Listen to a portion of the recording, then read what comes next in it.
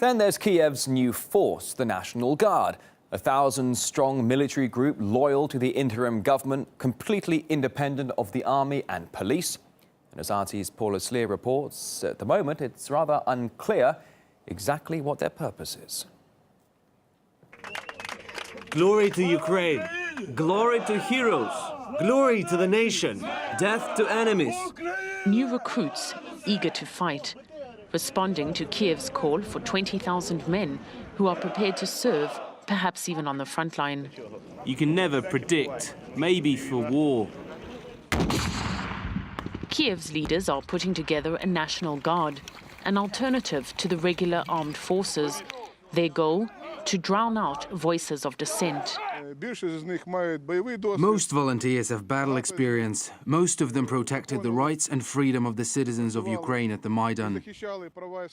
The concern is that there are official armed forces present, and then there is the right sector. The far-right militant organization whose leader Dmitry Yarosh claims he's amassed a lethal arsenal of weapons. Now even the EU admits it's worried about the rise of this extremist group. But critics say there is a power vacuum in Kiev, and the new government is utterly incapable of controlling these disparate militias. They can't manage it. They control the center of Kiev at best, not even all of the city. There have been incidents of bank robberies, office raids, extortion. So they can't control it now, and they won't be able to in the future. It's frightening for people here, people like Alexei Garonin, who is sure it's only a matter of time before the weapons are aimed at him and other pro-Russia supporters. People in Kiev are armed, even the civilians. We received information not long ago that weapons are being sold for $100 for one Kalashnikov assault rifle and 3 magazines.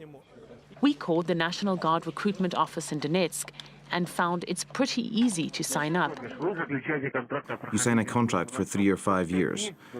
The pay is $200. You have to have good health and no convictions or fines, and be between 18 and 40 years old. This is the recruitment office. Weapons are being distributed to men who admit their military background is sorely lacking. There are many men who haven't used an assault rifle for a long time. It's like a course for a young soldier. We have 2 weeks to learn how to use the machine gun, as well as tactics and discipline. More than anything, people here want to live in peace, but with so many armed groups and weapons seemingly flowing freely, they fear that the scene is being set for even more instability. Paula Sleer, RT, Donetsk, Eastern Ukraine. And the post-coup government in Kiev has been trying to disarm the more militant radicals, but it's proving rather difficult. We support the Interior Minister's plan to confiscate all illegal weapons. This concerns everyone who is illegally armed, whatever slogan they operate under. We are not going to hand in our weapons until the revolution in Ukraine is over.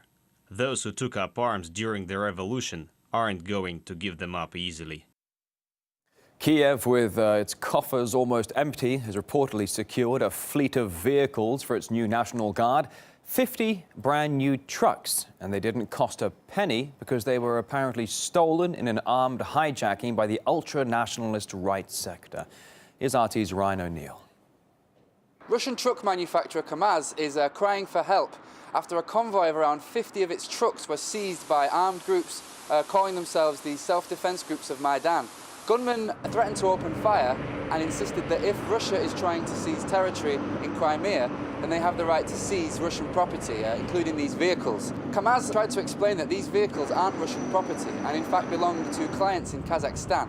But this fell on deaf ears and the trucks were ordered back to the depot where they came from, where they're now under armed guard.